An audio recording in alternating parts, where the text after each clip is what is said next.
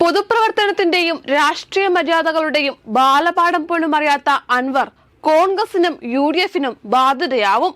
കോൺഗ്രസ് എന്നോ CPM എന്നോ DMK എന്നോ തൃണമൂൽ എന്നോ വ്യത്യാസമില്ലാതെ തരാതരം പോലെ പാർട്ടി മാറുന്ന അൻവർ ഇപ്പോൾ നിലമ്പൂരിൽ പയറ്റുന്നത് കോൺഗ്രസിനും UDF-നും കടുത്ത പ്രതിസന്ധി ഉണ്ടാക്കുന്ന നടപടികളാണ്.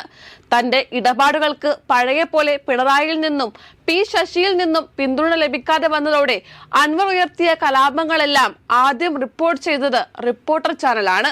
അതെന്തുകൊണ്ടാണ്? അൻവറിന്റെ PRO ആയി പ്രവർത്തിച്ച് ഫേസ്ബുക്ക് ഉൾപ്പെടെ മാനേജ് ചെയ്യുന്ന ആളുടെ ഭാര്യ റിപ്പോർട്ടറിലെ മാധ്യമ പ്രവർത്തകയാണ്. അൻവറിന്റെ രാജിക്കാലം ഓർക്കുക. എല്ലാ ഇന്റർവ്യൂകളും റിപ്പോർട്ടറിനായിരുന്നു ആദ്യം. മലബാറിലെ ഉന്നത CPM നേതാക്കളുടെ മകൻ കൂടിയാണ് ഈ PRO.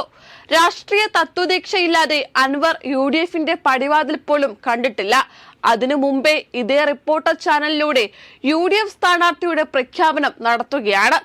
ഈ ഓപ്പറേഷൻ ലക്ഷ്യങ്ങൾ എന്തൊക്കെയാണ്? ഒന്ന്, തന്റെ ആജീവനാന്ത ശത്രുക്കളായ ആര്യാടൻ കുടുംബത്തെ ദ്രോഹിക്കുക.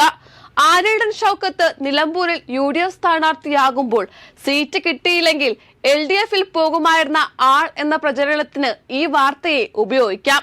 സത്യമറിയാവുന്ന നിലമ്പൂറുകാർ അൻവറിന്റെ റിപ്പോർട്ടറിനെ സഹതാപത്തോടെയാണ് കാണുന്നത്. നാഴികയ്ക്ക് 40 വട്ടം പാർട്ടിയും ഗ്രൂപ്പും മാറുന്ന, വിവരദോഷങ്ങൾ വിളമ്പി പരിഹാസ്യനാവുന്ന നിഗൂഢ ബിസിനസ്സുകളുടെ ഉടമയായ അൻവറാണ് കോൺഗ്രസിന്റെ എക്കാലത്തെയും കരുത്തനായ നേതാവ് ആര്യാടൻ മുഹമ്മദിന്റെ മകൻ ആര്യാടൻ ഷൗക്കത്തിനെ പാർട്ടി സ്നേഹം പഠിപ്പിക്കുന്നത്. ഈ വാർത്താ കോലാഹലങ്ങളുടെ മറ്റൊരു ലക്ഷ്യം പെന്തക്കോസ് വിഭാഗക്കാരനായ VS ജോയിയെ സ്ഥാനാർത്ഥിയാക്കിയാൽ എളുപ്പത്തിൽ പരാജയപ്പെടുത്താമെന്ന അൻവറിന്റെ ദുഷ്ടബുദ്ധി കൂടിയാണ്. UDF-ൽ പ്രവേശിക്കുന്നതിനു മുമ്പ് ഇതാണ് അൻവറിന്റെ നിലപാടുകൾ. പ്രവേശിച്ചാൽ എന്താവും അവസ്ഥ? വെറുതെയല്ല പ്രതിപക്ഷ നേതാവും മുസ്ലിം ലീഗും ഇദ്ദേഹത്തെ ഇപ്പോഴും ഒരു വരക്കിപ്പുറം അടുപ്പിക്കാത്തത്. കോൺഗ്രസും UDF-ഉം ജാഗ്രത പുലർത്തുക. നേരിട്ടുള്ള ഒരു മത്സരത്തിൽ നിലമ്പൂരിൽ UDF-നെ പരാജയപ്പെടുത്താൻ CPM-നാവില്ല.